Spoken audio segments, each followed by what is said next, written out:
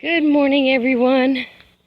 As you can see, we survived Tropical Storm Cristobal, and I'm going to show you some of the stuff that we now have to deal with.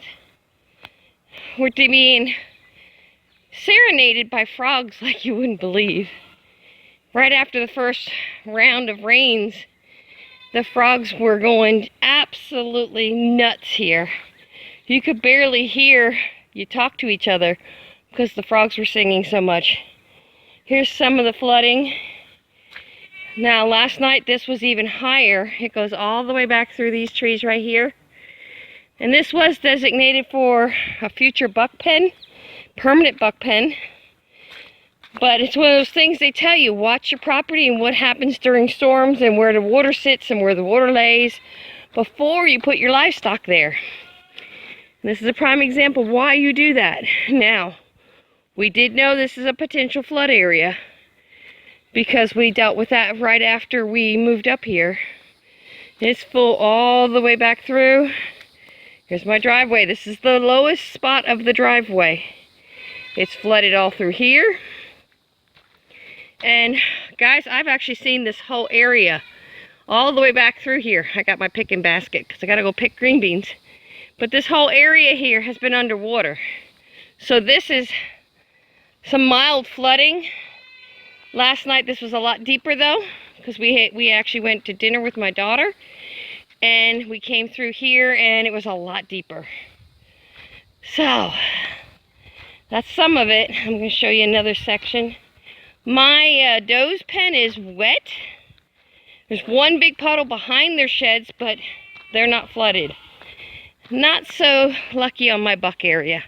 But again, it's not something I have to change anything as like an emergency change.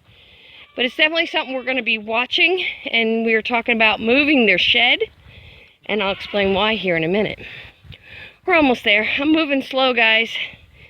I can't even tell you how humid it is out here right now. It is horrible. And there are the boys. This is yesterday they couldn't, well, goats hate water. They hate rain.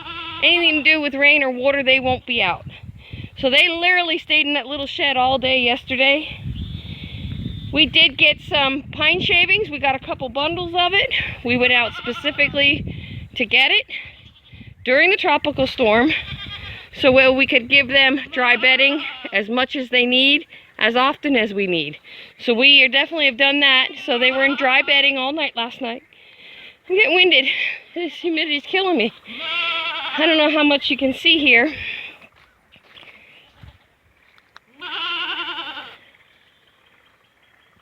I don't know if you can hear that over the goats. It's flooded all along that fence line. This is all flooded. This is flooded. There's water underneath the solar panels. This is all flooded. This all goes back into wetlands, guys. So that tells me the wetlands is full. Now we are supposed to get a little bit of rain today. Hopefully it's just a sprinkle because we need some of this to be reabsorbed. And this will actually percolate down through the ground and go into our aquifer, which is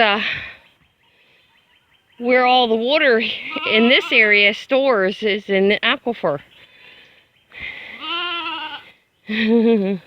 As you can see now, one of the things here with the buck shed, that's dry behind it, but then from there it's all wet. But this whole section is dry. So they have a decent patch up here that they can come out, walk around, forage. And with this rain, everything in here that hasn't been trimmed down to the ground will re-leaf. And they will have really good forage for a day or so. There's too many goats in here to be more than a day or so of forage. But we give them tons of hay. And once this dries out, they'll have all this tall grass. And whatever else grows here. We got ferns and everything that'll come up. So that's kind of what we're dealing with. And yes, the garden has some flooding. I showed you some of that in the other video. But the water's going down. Here's some water right here. It is going down. It is only in the low spots at this time. And I have to be careful because the wetlands is water moccasin area. And we do know we have them on the property because somebody has seen one. We just haven't seen it. Look, this is all flooded. All this is water. So we're hoping the water moccasins don't come out because they're back there. We don't want them out here because this would put them in my buck area. Would they kill a buck if they bit one? Most likely not. They're poisonous, but they're not as dangerously poisonous as, say, a rattlesnake. We do have those in the area, though, too, so this is all wet here. We did plant my avocado tree. Guys, I started that from a seed. This is all wet right through here. So we got a lot of water laying, a lot of water. We got this in the ground. Oh, it's probably been in the ground a week, and it's doing fantastic. And I put it here because it will not shade the solar panels, but it will shade the garden and the hay shed once it gets big. This thing can get up to 40 feet tall, so there's water. Lots of water there, guys. Lots of water. This side of the garden stayed pretty high and dry, but this is a little bit of a hill because of the big stumps in there. I don't know how far I can go because I only have little ankle cloggers on. This is all wet. See all this? It's all wet. It's all underwater. Crazy. There's a flooding right there beside my garden. That's underwater. Well, let's see if we can go through. Just got to be careful. I don't step in a new hole that develops from water. So we just got to be careful. Yeah, see all this flooding right through here? That's all flooded. But as you can see, my raised bed garden, another reason for me to have raised bed gardens is because of flooding. This is all wet. It's all flooded through here.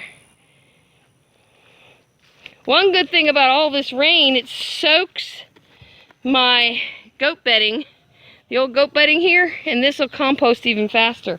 So that's a win for me. I just feel really bad for all the livestock dealing with the water. Yeah, I'm trying to get around this compost. This is all wet. We did put a loquat tree in to help shade the chickens, and we also have a mulberry tree trying to get started here. My mulberry, it keeps getting pushed over. My stake isn't strong enough. Guineas are all looking pretty raggedy. So chickens are high and dry, so they stayed high and dry, which is wonderful, absolutely wonderful. It helps that we divert all this water off this roof away from the chickens, so all that's not pouring right into this area. But this is all wet. Look at that. I'm hearing bullfrogs. This is wet all the way back through. Crazy. Look at this poor guinea. Hey, guinea girl. She is just filthy and wet. Poor thing.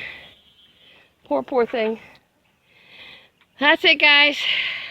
Looks like I need to run some goats through here again. That's the update after the tropical storm has moved out of the area. And now we just gotta wait. It'll take a couple days, maybe a week, for all this water to disappear. The only thing that would change that is if we'd get another torrential downpour. That could change the whole scenario. But I think we're clear of it for now. You see the garden's just happy with all that rain. Now I gotta be on top of picking things that are affected by that rain, like green beans, cucumbers, squash. All that stuff is gonna go crazy with all that rain now because it's soaked down nice and deep into the root areas. I see I got a cucumber to pick already, so I gotta grab my basket and get to work here. Alright guys, hope you like the update after the storm. Take care, God bless, and see you on the next video.